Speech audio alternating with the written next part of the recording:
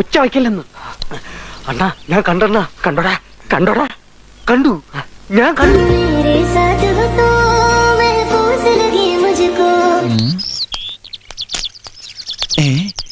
ഇത് ഈ കരയില് പുതിയതാണല്ലോ.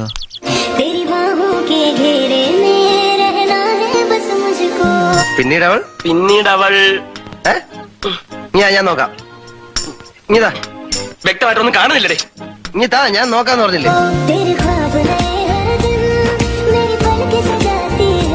പകച്ചുപോയി എന്റെ ബാല്യം. പോകുമ്പോ എന്നിട്ട്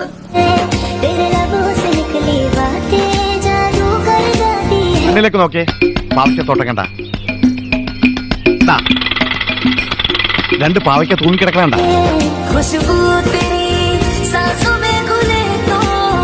அப்படி நினைச்சீங்க இல்லையா? ஆமா சார். அப்ப நானும் அந்த மாதிரி நினைச்சதுல தப்பு இல்லையே.